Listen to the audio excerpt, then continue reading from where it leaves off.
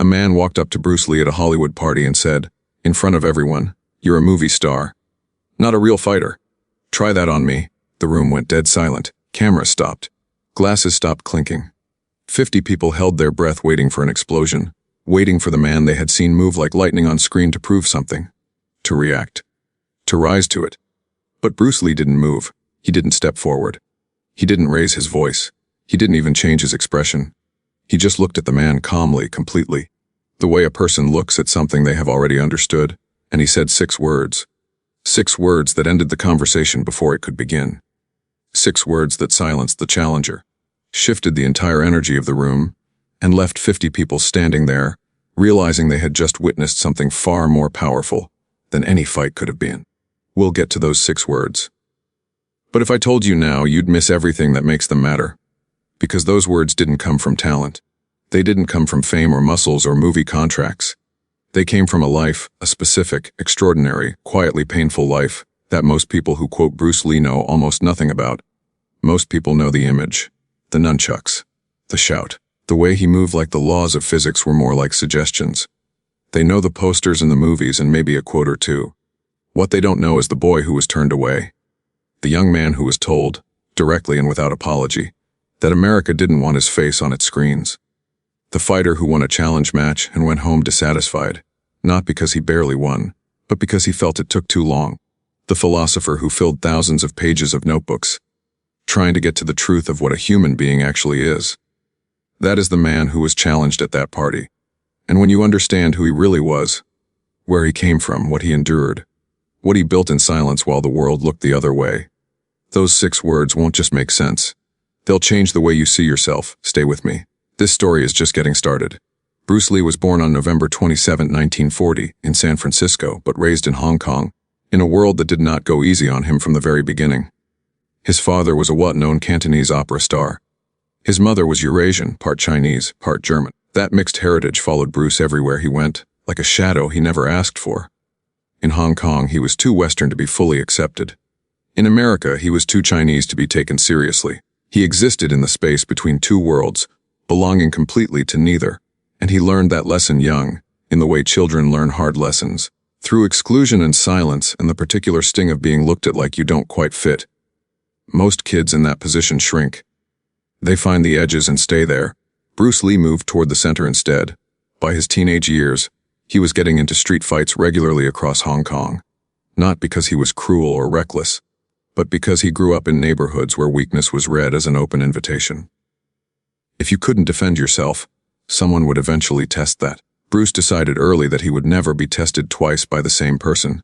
He began training under Ip Man, the legendary Wing Chun grandmaster who would later become one of the most celebrated martial arts teachers in history. Training under Ip Man was considered an honor. Bruce earned his place there. But even inside the school, he stood apart. He asked too many questions. He challenged assumptions that other students accepted without thinking. He wanted to know not just what worked, but why it worked, and that kind of questioning made people uncomfortable. Some of the other students refused to train with him because of his mixed heritage. There were traditional beliefs that certain techniques should stay within the Chinese community, and a student with European blood in his veins felt, to some, like a breach of something sacred. Ip Man made a decision. He let Bruce train anyway. That decision would quietly reshape the entire martial arts world, though nobody knew it yet. And now here is the first twist. The detail that almost never makes it into the documentaries or the tribute reels. Bruce Lee lost a street fight at 17 years old. A real fight, not a sparring session, not a controlled match, a genuine street confrontation, and he came out of it badly. He went home without saying much.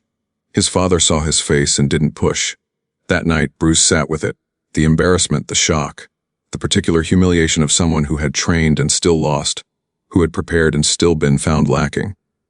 But the next morning, he was up before the sun, and he trained differently than he ever had before. That loss, that single humbling, painful moment, became the turning point that separated Bruce Lee, the talented teenager, from Bruce Lee the phenomenon, because he made a decision in the aftermath of that fight that most people never make after failure. He didn't decide to train harder. He decided to train smarter. He decided to stop accepting what he had been taught and start questioning every single piece of it. He began studying Western boxing for its footwork and combination punching. He studied fencing for its economy of movement and timing. He studied wrestling for its control and leverage. He carried a notebook everywhere, filled it with observations, diagrams, questions, contradictions he wanted to resolve. He wasn't collecting techniques the way a student collects facts for an exam. He was hunting for something deeper, for the truth that existed underneath all styles, all systems, all traditions. He was 17 years old and already thinking about martial arts the way a scientist thinks about nature, not as a fixed body of knowledge to memorize, but as a living question to keep asking. By the time he boarded a boat for the United States at 18, carrying little more than $100 and a head full of ideas that the world wasn't ready for yet, he wasn't just a martial artist. He was a philosopher who happened to be the most dangerous person in most rooms he walked into. America had no idea what was coming. Here is something that almost never appears in the documentaries, something that gets quietly skipped over in most of the tribute videos and the highlight reels, and the carefully edited versions of Bruce Lee's life that the world has decided it prefers to tell. Before Bruce Lee was famous, before Enter the Dragon, before the Green Hornet, before the posters and the quotes and the global icon status, he was a young man in America trying to build something from nothing. He was running a martial arts school. First in Seattle, then in Oakland, teaching, refining, struggling to cover rent, living the unglamorous, invisible version of a dream that hadn't paid off yet. And the traditional martial arts community was watching him closely. And they did not like what they saw, not because he was mediocre, precisely because he wasn't. Bruce Lee was drawing students in, building a reputation, and doing something that cut against deeply held tradition. He was teaching everyone. White students, black students, anyone who showed up with genuine desire to learn. In the traditional community of that era, this was not just unconventional to many, it was a betrayal. Certain knowledge, certain techniques, were understood to belong within the Chinese community. They were not to be handed to outsiders regardless of how willing or respectful those outsiders might be. Bruce ignored the pressure. He kept teaching, so they sent someone to stop him. A formal challenge was issued, the kind that carried real weight in martial arts circles of that time. A representative arrived at Bruce's school and delivered the terms with complete seriousness. Stop teaching non-Chinese students or fight. If Bruce lost, he would close his school or agree to the restriction. If he won, he could continue as he pleased. Bruce Lee accepted without hesitation. The fight was real. No pads, no referees in the modern sense, no safety net. Just two men in a room with something significant on the line. It was over in under 3 minutes. Bruce won decisively, completely without question. And now here is the twist. The part of this story that reveals more about who Bruce Lee actually was than almost anything else in his entire biography. He wasn't satisfied. When it was over, when his opponent broke and ran, and Bruce chased him down the hallway, caught him and forced a submission, he stood up and felt something unexpected moving through him. Not triumph, not relief, dissatisfaction. He went home that evening and sat with his wife Linda across the kitchen table. He had just defended his school, his students, his right to teach as he believed. He had faced a real challenge and won it cleanly. And what he told her was this: that took too long. If that had been a real situation, a real street, a real threat, it would have been too long. 3 minutes. A clear, undisputed victory. And Bruce Lee went home and began tearing apart everything he thought he knew. Think about what that means. Most people, after winning, look for confirmation.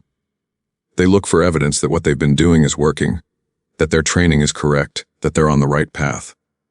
Winning feels like proof. Bruce Lee looked at his win and saw a problem. He saw inefficiency.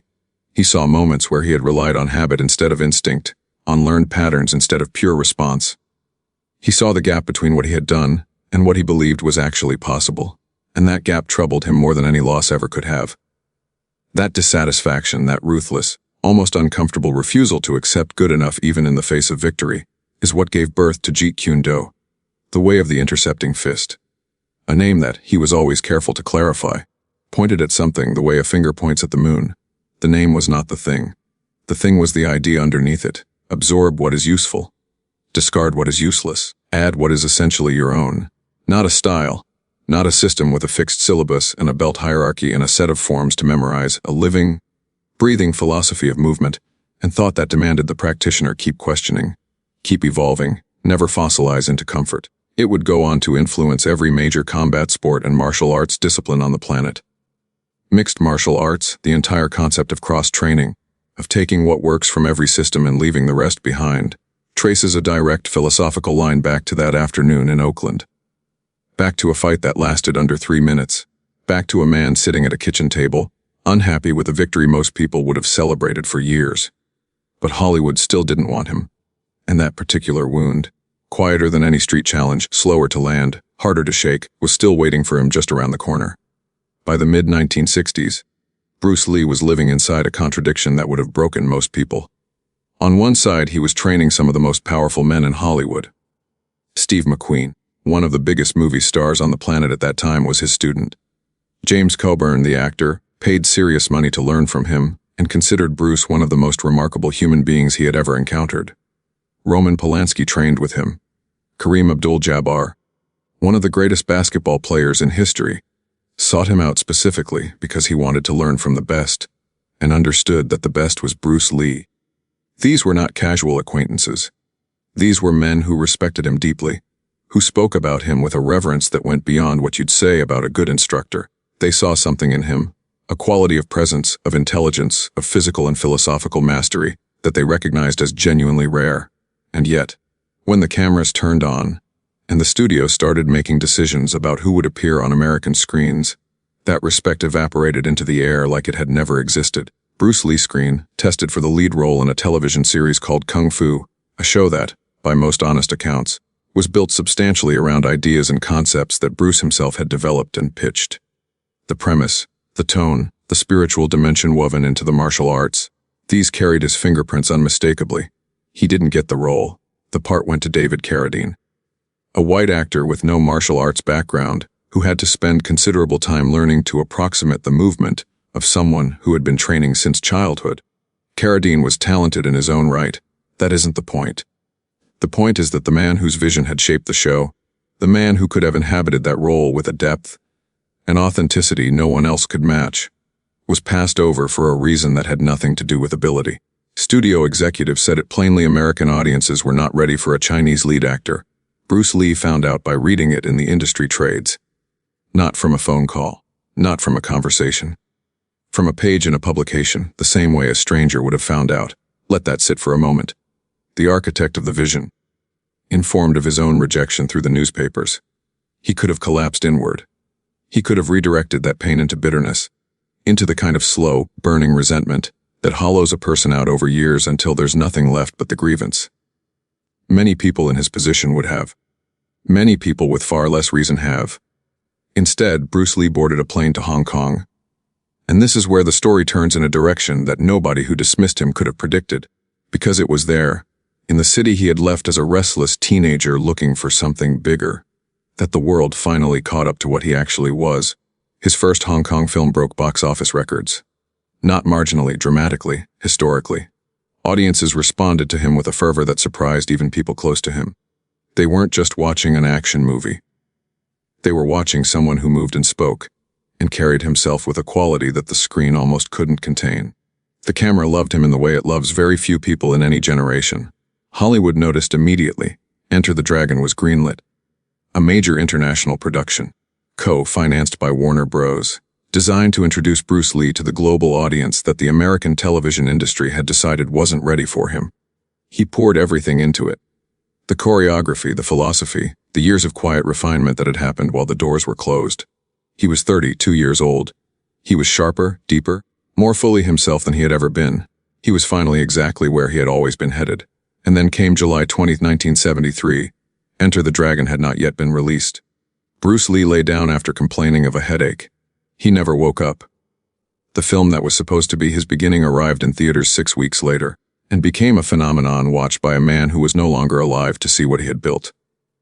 Here is what gets lost every single time. When people talk about Bruce Lee, they talk about the body, the speed, the 1-inch punch.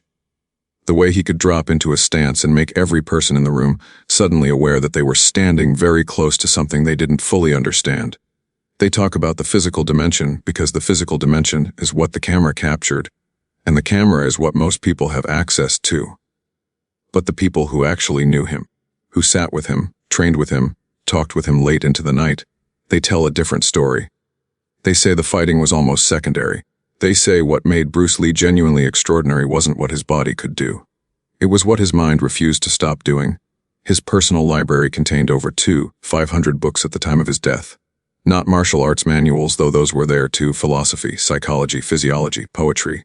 He read Jiddu Krishnamurti, the Indian philosopher who spent his entire life dismantling the idea that any external authority could give you truth. He read Alan Watts, who spent his life translating Eastern philosophy into language the Western mind could absorb. He read Hemingway. He read extensively on the science of human movement, on anatomy, on the mechanics of how force is generated and transferred through a body. He wasn't reading to collect ideas. He was reading the way a detective reads a crime scene, looking for the single thread that, when pulled, would make everything else make sense. And what he kept coming back to, from every direction, through every book and every training session and every honest conversation, was this: most people are performing their lives rather than living them. They perform confidence. They perform strength. They perform calm. They wear the costume of the thing they wish they were and hope nobody looks too closely at the gap between the costume and the person wearing it. Bruce Lee was obsessed with closing that gap in himself first, and then in the people he taught. He believed, and this is the core of everything, the idea underneath all the ideas, that martial arts was not really about fighting. Fighting was the laboratory, the place where you could not perform. When someone is genuinely trying to hit you, every layer of pretense gets stripped away in an instant. You find out what you actually are, not what you imagine yourself to be, not what you've told other people you are, what you actually, fundamentally, honestly are in the moment when it costs something to be it. That, he said, was the value. Not winning, not dominance. The radical, uncomfortable, clarifying experience of meeting yourself without the costume on. He wrote in his personal journals, pages that his family and students have shared carefully over the years, with a rawness that surprises people who only know the icon. He wrote about doubt, about the fear of not being enough, about the difficulty of staying present when the mind wants to escape into past victories or future anxieties. He wasn't writing as someone who had conquered these things. He was writing as someone actively wrestling with them, day after day refusing to pretend the wrestling was over. He wrote, "The man who is really serious, with the urge to find out what truth is, has no style at all. He lives only in what is." Read that again slowly. He's not talking about martial arts. He's talking about the way a fully honest human being moves through the world, without the armor of fixed identity, without the comfort of a label that tells you in advance who you are and therefore what you're allowed to do and feel and become. His students, the ones who trained with him seriously, not just for the physical skills, say the same thing consistently across decades of interviews. They didn't leave his school better at fighting, though they were. They left knowing something about themselves they hadn't known before. A clearer sense of where they were performing and where they were real. A sharper awareness of the gap and a belief, because they had watched him live it, that the gap could actually be closed. This is what brings us all the way back to that Hollywood party. The man who stepped forward and issued that challenge wasn't just questioning Bruce Lee's fighting ability. He was doing something people had been doing to Bruce Lee his entire life, trying to define him from the outside, trying to hand him a smaller identity and see if he'd accept it. Movie star, not fighter. Performer, not the real thing. And Bruce Lee stood there, carrying 500 books, a library of self-examination, decades of honest and often painful inner work, and looked at this man who wanted him to prove something. And he smiled, because he already knew exactly what he was going to say. Let's go back to that room, Hollywood party. Sometime in the early 1970s. The kind of gathering where powerful people collect in expensive rooms and spend the evening quietly measuring each other. Who has the bigger credit, the bigger contract, the bigger name? Status moving through the air like weather. Bruce Lee was there because by that point, the industry couldn't ignore him anymore. Hong Kong had made that impossible. He had the momentum, the attention, the meetings. He was on the edge of the kind of breakthrough that takes a lifetime to build and looks, from the outside, like it happened overnight. And then a man crossed the room toward him. The accounts of who this man was vary depending on who is telling the story. Some say he was an actor, some say a stuntman, some say simply someone who had been drinking enough to believe that what he was about to do was a good idea. What every account agrees on is what he said, and how he said it, loud enough to be heard, deliberate enough to be a performance. He wanted an audience, and the room gave him one without being asked. You're a movie star, not a real fighter. Try that on me. Now understand what that sentence was designed to do. It wasn't really a physical challenge. A person who genuinely wanted to fight Bruce Lee would not have chosen a crowded Hollywood party full of witnesses as the location. This was something else. This was an attempt at public demolition, an invitation to a game where Bruce Lee could only lose. If he walked away, the room would read it as backing down. If he fought, he would be the aggressor, the volatile one, the man who couldn't handle a little provocation without resorting to violence. The challenge was engineered to shrink him in front of people whose opinions carried weight in the industry he was trying to break into. It was a trap dressed up as bravado, and the man who said it was smiling, feeling the room's attention on his back, already tasting what he thought was going to happen next. Bruce Lee looked at him. Not the way you look at a threat. Not the way you look at something that has startled or unsettled you. The way you look at something you have already, completely, and without any remaining uncertainty understood. The room held its breath, and Bruce Lee said, quietly and without any performance at all, "I have nothing to prove to you." 6 words. That was it. No demonstration. No dramatic pause followed by a blur of movement that ended with someone on the floor. No clever speech. No public humiliation of the man who had just tried to publicly humiliate him. 6 words, delivered with the same energy you might use to observe that it looked like rain. And then Bruce Lee turned back to his conversation. The room didn't erupt. It did something quieter and more powerful than that.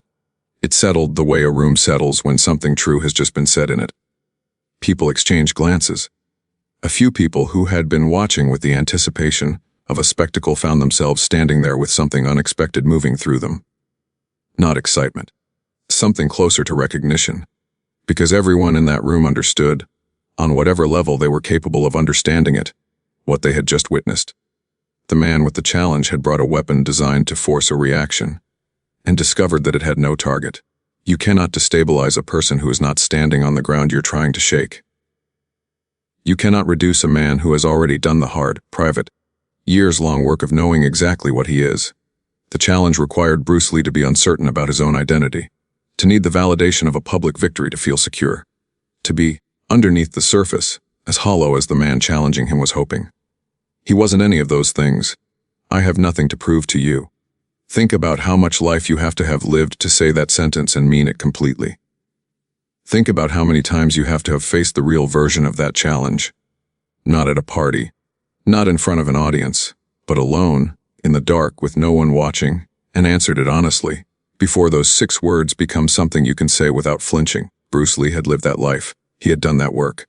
Every street in Hong Kong, every page of every notebook, every morning before sunrise, every moment of dissatisfaction after a victory that should have felt like enough. Every closed door in Hollywood. Every hour of training that nobody saw and nobody applauded. All of it had been building, quietly and without announcement, toward the ability to stand in that room and need absolutely nothing from the man in front of him. That is not a martial arts skill. That is the rarest kind of freedom there is. So what do we actually take from all of this? Not the kicks. Not the quotes that get printed on motivational posters and shared without context until the meaning drains out of them completely. Not the icon, the image, the carefully curated legend that the world has constructed around a man it never fully understood while he was alive. The real takeaway is quieter than any of that. And harder. Bruce Lee spent his entire life being handed a smaller version of himself and refusing to accept it. The mixed heritage kid who didn't belong fully in either world. The martial artist whose own community tried to silence him. The actor whose face was deemed too Chinese for American television. The man at the party who was told, in front of a room full of people, that what he was wasn't real. Every single time the world offered him a box, a label, a ceiling with someone else's handwriting on it telling him exactly how high he was allowed to go. And every single time he looked at it, genuinely considered it, because he was too honest to simply dismiss things, and then kept moving in the direction he had already chosen. That is not a talent you are born with. That is a practice. A daily, unglamorous, mostly invisible practice of returning to yourself. When the world is constantly pulling you toward its version of you, it requires the kind of self-knowledge that cannot be faked and cannot be shortcut. You have to earn it the way Bruce Lee earned it, through honest failure, through dissatisfaction with comfortable victories, through thousands of hours of the kind of inner work that has no audience and offers no applause. He said, "Knowing is not enough. We must apply. Willing is not enough. We must do." He wasn't talking about a punch. He was talking about the gap that exists in every human life between what we know we're capable of and what we're actually doing about it. That gap is where most people live permanently, circling the edges of their own potential, waiting for conditions to be better, for the right moment, for someone else to open the door. Bruce Lee walked through walls, not because he was fearless. His journals make clear he felt fear, doubt, uncertainty like any human being, but because he had developed, through years of ruthless self-examination, the ability to act in spite of those things, to not be governed by them, to feel the resistance and move anyway, because the alternative, the slow shrinking of a life lived inside someone else's expectations, was simply not acceptable to him. His students carry this. The ones who trained seriously, who sat with him long enough to absorb not just the techniques but the philosophy underneath the techniques. Decades later, in interviews they reach for the same words. They talk about clarity, about presence, about learning to stop performing and start being, about the particular freedom that comes when you stop needing the world's permission to know your own worth. That is the inheritance Bruce Lee left, not a fighting style, not a film franchise, not even those 6 words at a Hollywood party, as perfectly delivered as they were. The inheritance is the example of a life lived from the inside out. A life where the internal work came first, always, consistently, without exception. And everything visible was just the natural overflow of that. True power, he believed, makes no noise. It has nothing to demonstrate and no one to demonstrate it to. It simply is, steady, grounded, available, the way a deep river is available whether or not anyone is standing on the bank watching it move. True respect, he believed, is not something you perform for people who can do something for you. It is something you extend to every human being you encounter, because every human being is carrying something you cannot see, fighting something you don't know about, and deserving of the basic dignity that costs you nothing to give. And one day, he didn't say this, but his life said it clearly, the person you look past might turn out to be the person the room was actually waiting for. That is Bruce Lee, not the poster. The person? We have more stories like this one coming. Moments where the quietest person in the room turned out to be carrying the most, where the underestimated surprised everyone, where 6 words or a single decision changed everything. Before you go, we want to hear from you. Which part of this story stayed with you? Was it the teenage loss that changed everything? The Oakland challenge? Hollywood's closed door? Or those 6 words and what it took to mean them completely? Tell us in the comments. Your answers shape what we make next, and we read every single one. Share this with someone who needs to hear it today. More good things are on the way. We'll see you in the next one.